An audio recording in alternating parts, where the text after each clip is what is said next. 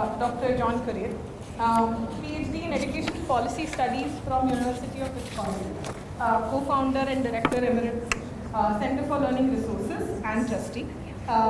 He's a passionate researcher, continues to publish academic journals and focuses a lot on the issues on the education of the marginalized and talks a lot and is very passionate about bringing equity into the classroom. Thank you so much, John sir. Over to you. It was short, as I promised. That's short and sweet. Okay. Can you hear me? Anuradha, is it okay? Yeah. Is the mic tap?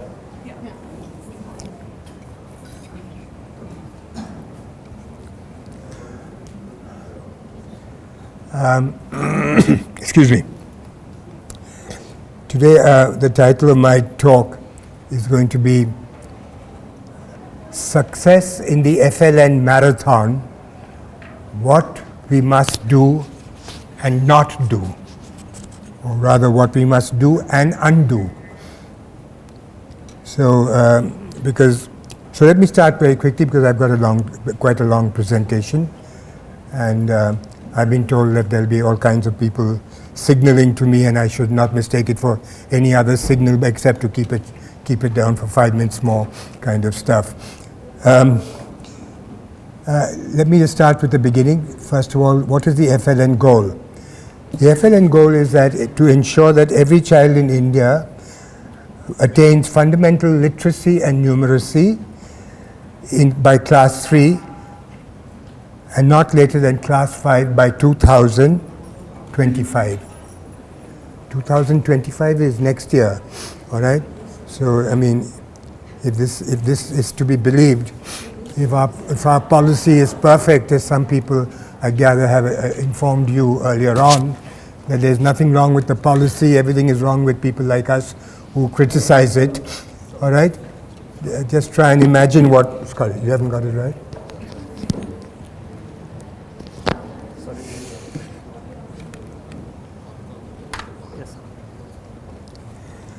So let me start with my basic premises. The basic premise is that I think the most important aspect of the 2020 National Education Policy was the FLN and the FLN attainment.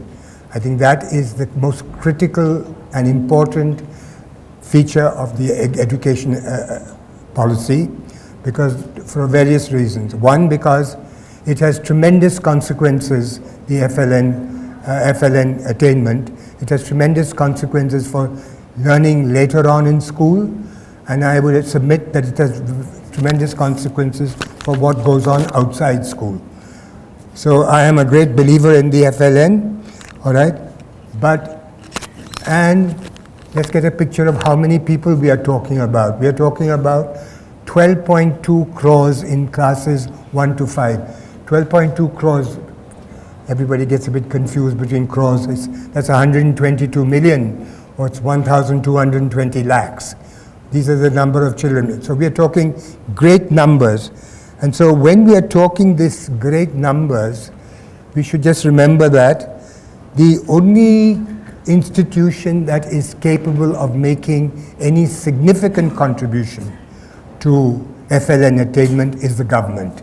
Let's not delude ourselves that any of us over here are going to make major contributions. That may be made when we partner with government in some form or the other, but the principal engine of FLN attainment is government, whether it's a center, district, state level. All of these institutions are the ones, because in terms of resources, in terms of institution, in terms of teachers, in terms of legitimacy, in terms of responsibility, it is the government which is responsible for all of this.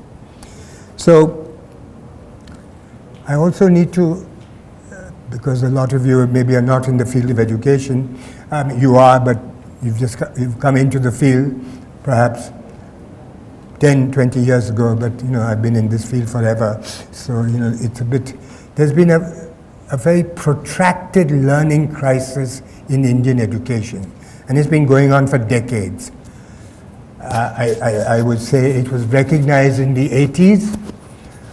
In 1983, I wrote a book on this, not on this specifically, but I pointed out the learning levels of literacy and numeracy were extremely low in India in 1983, and there was evidence already incidentally from NCRT. Professor Shukla from NCRT was among the first to point out that the levels of language and mathematics were extremely low at that stage. So this learning crisis has actually been highlighted and brought to the public domain by Pratham, and specifically with the Asar reports. And we owe a great debt to them because they've been bringing out solidly these reports from 2005, and there has been hardly any change in the reporting of the low levels of learning at primary level, and the low levels of level of learning at primary level is at standard 1. At standard 5, children are unable to do reading at standard 2 level, many of them. Neither are they able to do the mathematics of standard 2. So they were the ones who have consistently pointed that out, though people like me had pointed it out earlier, but merely didn't highlight it, and not in that consistent way that Asar has, and we owe a great debt of gratitude to them. And what Asar has done recently is to show that this is not simply a factor of primary education, but that 14 to 18-year-olds themselves. See, this is the issue of the impact of early fundamental learning. It has a great impact on learning later. And the learning later is that even 15 to 18-year-olds, 25%, I was amazed to see, of 14 to 18-year-olds are unable to read a class 2 text. And over 50% are unable to do simple division problems, very simple division, not complex division, simple division, one-digit number, which is supposed to be done in class 3 or class 4. But then, even prior to any of this work, I don't know, people may not remember this, but in 2009, India entered the PISA test, the PISA international test in 2009. And when India entered, the NCRT chose the best states in India to represent India. The best states being Tamil Nadu and Uttarakhand. These are the best states in the north and one state in the south. And the PISA test measures 15-year-olds and they measure literacy in reading, mathematics, and science. All right? And lots of countries appear. And in 2009, about 73 countries appeared. What came as a big shock to the government was that we came 72nd out of 73. Incidentally, we beat Kyrgyzstan. And if you don't know where Kyrgyzstan is, it's a very small country somewhere in Central Asia. You may be forgiven if you don't know it, but it kept us out of being 73rd. All right. So when that happened, the immediate reaction was to get out of the PISA test. So after that, we stopped PISA testing in PISA, and when you get out of things like this, there are enough people to tell you why international tests are not good for India, that India is unique, and there are special things of India which you cannot measure, because India is the world teacher who can teach us type of stuff, right? So there was a thing. But then somehow or the other they screwed their courage to take part in 2022. That was the test they were supposed to do. And suddenly somebody got cold feet again somewhere in the government, and they said, no, we are not going to take part. And so then why are we not going to take part? COVID. Now, incidentally, China, which has been taking these tests regularly, participated in the test, and China was as affected by COVID as we were. And 81 countries participated during the time of COVID when we decided that COVID was going to affect the learning of our children, so we should not take part in the test, right? So PISA was again postponed, no longer India participates in this. The issue of, again, low level of learning in primary level affecting school learning also affects our talent, scientific talent. So recently the World Bank and Stanford did a study of engineering students. And that study of engineering students showed that students from China and Russia were far superior to Indian engineering students in critical thinking skills. There have been various indexes looking at scientists. When I was studying this, 20 years ago, I always used to come about the saying, India has the third largest scientific trained manpower in the world. And after that, you're supposed to not reflect on the quality of the manpower or anything like that. Once you get these huge figures thrown at you, you don't ask any further questions. So, apart from that, there was some testing done on science and mathematics. And in science, India scientists, the ranking of scientists, China fared 4, India 16. I make the Chinese-India comparison because it's a comparison of size. All right? And if anybody knows, earlier on, in the early 60s, there used to be these comparisons of India-China development, and we were very close. Now nobody makes that comparison anymore because China has far outstripped us on the development field. And then in maths, China is 6 and India is 24. We take a great pride in our ancient mathematicians and how we have Ramanujan and all of that. But when it comes to not Ramanujan, all these are all single people who do extremely well. Or when we talk about great people, we are thinking all the people who founded Google and all these great Indian contributors, except forgetting that a lot of them have had their education abroad. Finally, on AI ranking, now that's very important because AI is frontiers of science. China is number 2 and very close to the US, and India is number 10.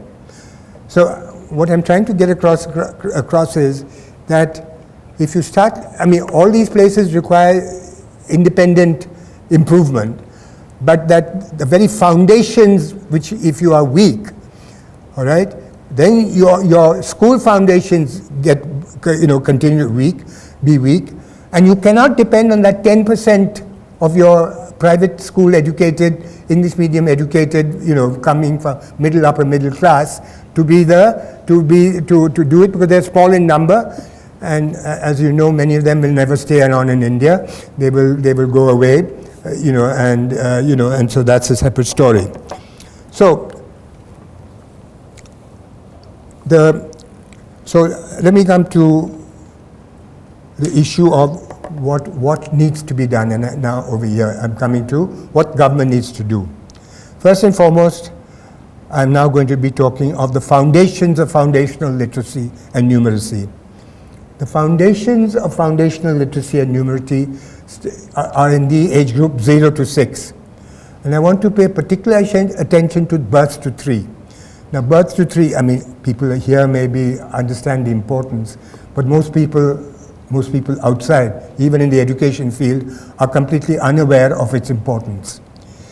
I will tell you that the evidence in the last 30 years is very strong on the evidence that if you take any stage which is critical for later development, that is, later development in school, later development in college, later development in adult life, later adult wages even, the most important stage is birth to 3. And that economists like James Heckman, who won the Nobel Prize for this particular contribution, all right, of birth to 3, the importance of birth to 3 stage, all right, and other economists have certified to this effect. So, but India has not done very well on keeping our child for thriving children in the infants in the birth to 3. In fact, we did very badly about a decade ago. We were very badly off. Then it improved, and then it deteriorated again. So the last IFS survey, India Family Health Survey, showed that 35% of our disadvantaged children, SC, ST, and Muslims, these are the disadvantaged groups over here, they are stunted. Now stunted means height for, I have to, I get a little confused between stunted and wasted. Weight for height, stunted. And stunting has very harmful effects on a child, on adult life. Stunting affects mental ability, it affects school performance, and it affects any later academic performance. And you are also at great risk for adult diseases like hypertension, diabetes, etc. So it's very important, otherwise even, that you pay attention to birth to 3. And so my recommendation over here is that we should expand the ICDS scheme. Very often people over here imagine the ICDS as universal. It's hardly universal. It covers about 30 to 40% of the children in the age group. Right? And there's much to be said for simply expanding ICDS, to say. There's much to be said for qualitative improvement of ICDS over here, especially health. I mean, they take care of the health, nutrition, but there's a very important aspect of psychosocial development of children. That is the stimulation of infants, because that also adds to their minds developing also, and overall development. And that is a factor which is completely missing in a lot of ICDS programs, especially. And so this first 1,000 days, what is important is, I think what is a recommendation is that there's a great deal of advocacy which is required by civil society. And civil society should go, because it requires a lot of advocacy at both political level, it requires advocacy at administrative level, it requires advocacy at the community level. And I think we should also advocate with corporates and see that CSR funds roll in for both advocacy efforts and actual implementation in communities. That's the thing. The next is the 3 to 5. 3 to 5, everybody understands, is also a part of the FLN stage, which is, if you look at it, it's 3 to 8 years, the FLN stage. Now this is the school readiness stage, which again is extremely important, and I think we need to work on it. And the only recommendation which I can give is that there's still there's a lot of children who do not go to Anganwadis or Balwadis, and we have 60% of our children going to preschool, about 60, 70. Half of them go to Anganwadis, and the other half go to private English medium Balwadis, very often in cities. So this is the story of this, and the only recommendation I have, which is an age-old recommendation, which is that all Anganwadis should have a second Anganwadi worker, because they don't have a second Anganwadi worker, the preschool component is completely neglected. So eventually what happens to disadvantaged children, and I'm not talking our children over here for the most part, I'm talking mainly about the children who come into government schools. And so children who come into government schools will come without an Anganwadi program, preschool program, or they will come with a very bad quality Anganwadi program. And so I think the recommendation for those who are working is that there should be and incidentally, 25% of children who enter class 1 are themselves do not speak the language of the regional medium of the school. They come with a totally separate language. You may well be speaking Bhojpuri, all right, or even in Hindi, you will be speaking various variations on standard Hindi. Even in Marathi, you may be speaking a different kind of Marathi. I am not simply only speaking tribal languages, which could have very distinctive thing. I'm talking of those who speak within the language, a different kind of the same language, but which is almost not communicated properly, vice versa. So we need to really focus on class 1 and do a very good readiness program in class 1 for all these children who come from very poor, I would say 90% of them require a good school readiness program. And we need to give the time for that school readiness. You shouldn't try and cram it within a few weeks to cram a school readiness program. And let me just say that the inequality of children who come from homes like this starts in the beginning of Balbadis. And when you compare it to middle class, the beginning, because of the burst to three advantage that they get. And when they come to primary school, they are already far behind middle class children in the question of receiving an academic education.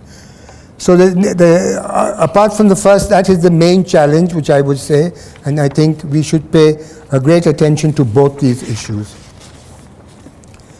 The next is that all of us know, if you have children, that the school teaches half the stuff to your children, and then you have to do the rest of the teaching, all right, for your children in order for them to keep up with school. Or they have to, if you don't do it and you don't have the time, you have tutors who will teach your children. It is therefore very important if you want FLN attainment in the school, that you have to have community support classes for children. That is, the FLN attainment is not going to be possible, which simply means that there should be a large-scale expansion of community remedial classes, and this doesn't mean that anybody can go there and teach. Just any old volunteer can go and teach these children. I think it requires a certain level of training of instructors so that they understand how to deal with children from disadvantaged backgrounds and what they require. So both pedagogy and materials is of importance. Finally, I'll come to a little more controversial issues. Now, what not to do? What not to do? You want to wreck the FLN program completely, is to do what the government is doing right now. So here we are, the government is, and I should say that, vigorously promoting FLN on one side, and on the other side is expanding pockets of government English medium schools. Now you have on the one side the government saying that the most important thing is regional language and that we should teach in the regional language, etc. And I fully buy that, multilingual teaching, all of that. But on the other hand, they are supporting English medium. They are founding English medium. I'm not talking private low-cost English medium schools, which are everywhere in the world. In India, in every village in Disney, there is a private school. And let me tell you, these schools, government schools, are extremely popular and in great demand. Okay? But this is actually not, and why is that? Because parents think that if we send our children to English medium schools, forget anything else, if we send our children to English medium, that is the passport which will open the doors to elite colleges of education, IITs, IIMs, etc. And after that, they will get jobs in multinationals, or they'll be able to go abroad and work with Google or whoever that they can work, because look at all these middle class parents are able to do that. They simply don't understand that that government English medium schools, like the private low cost teaching shops which are there everywhere in the country from village to town, that the teachers themselves do not know English, all right? And they're not, in these low-cost schools, the low-cost model, they're never going to know how to teach English. They hardly know any spoken. And so is the issue of government schools. They themselves don't know how to speak English. It's taught bilingually. So that is the problem. And the second problem is, there is no English in the background of most disadvantaged children. Their parents are not speaking in English at all. At best, they will say good morning, so they can get their children to start saying good morning, and they'll say hello, whatever, and they will have a birthday celebration in which they're saying happy birthday. But this is not what I would consider a conducive background to, and that is the difference between a middle school thing. Now, I don't need to go any further into this, but I am strongly opposed to this question of English medium education, all right, in government schools.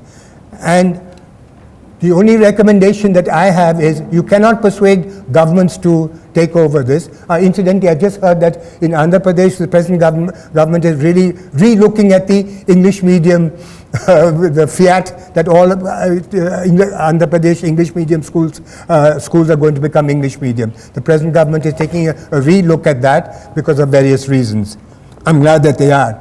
But the only thing that I can say is that civil society NGOs, you will have no way in which to convince governments because it's so popular with children, and they think that they will reverse the migration from government schools to private schools by starting English medium schools. So they will reverse the migration. So they are not going to change it. What you need to do is to continue to test children from these schools and to publicize your results like Asar does. All right, and it will take a little time to show that, and this is going to be very important when they come to secondary school. You may get by with a little bit of one sentence here, two sentences, to speak a few sentences here, but when you come to 8th standard, I was looking at the NCERT textbook. The NCERT textbook expects you to discuss the role of women, discuss caste, discuss all these things. So when you are expected to discuss or think critically about skills, you cannot have the literacy skills of class 2. I mean, that is just a huge contradiction in terms.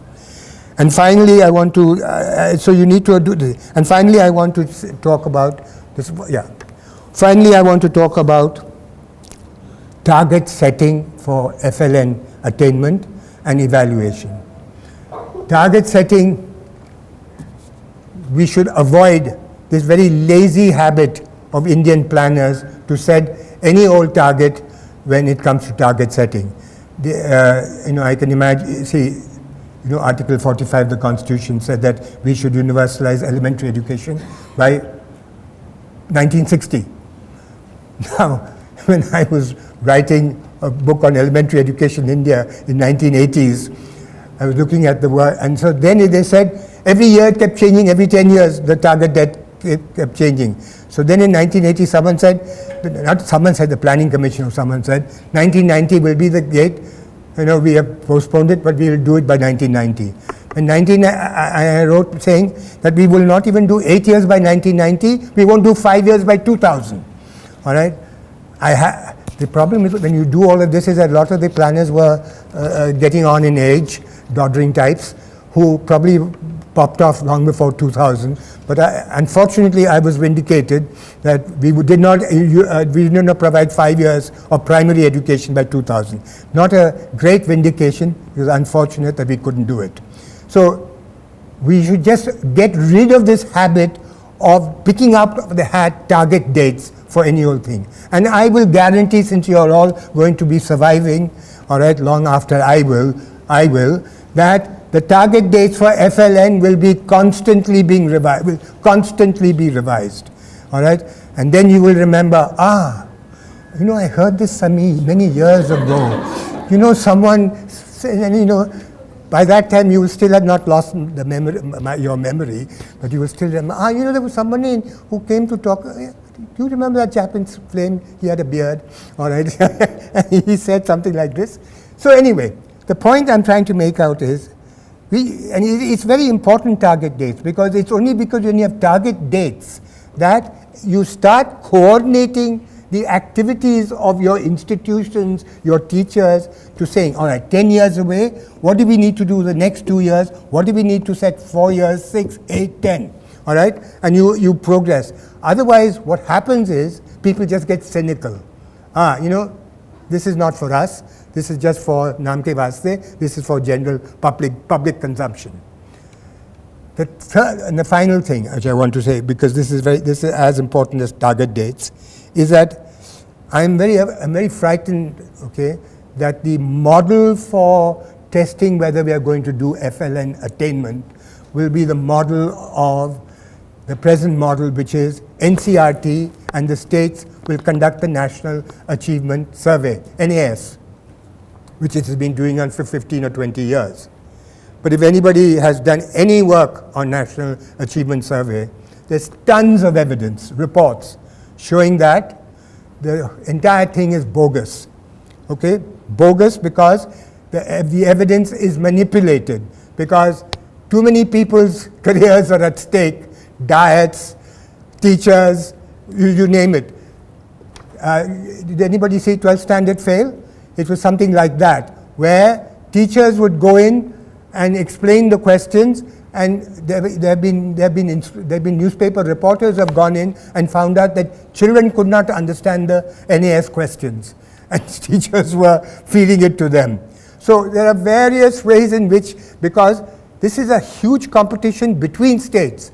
Now I gather that before the test comes, states give warning to the diets and to the schools that, that the NAS is coming, the NAS is coming. It's something like, Bengali grandmothers, when they used to, years ago, during Shivaji's time, when they wanted to frighten their little children to sleep, Bengali grandmothers, they say, Shivaji is coming, Shivaji is coming. All right? So, to frighten their grandchildren to sleep. So, this is now, the NAS is coming, the NAS is coming. So, I would say, if you are keen on really, see, this test will continue.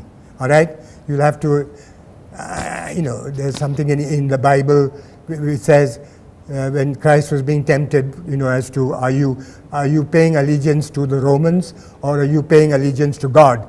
So he says, render unto Caesar the things that are Caesar, and unto God the things that are God's. Okay, which is play the game with if you have to, with the state level people with NAS, but also do your own testing.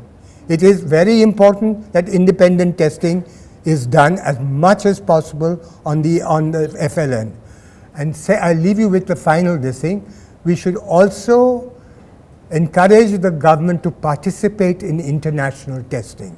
International testing like PISA, etc., are really good reality checks, all right, on where we are and where we should be going. And now I'll stop, and if anybody wants to ask. I think I ended on time.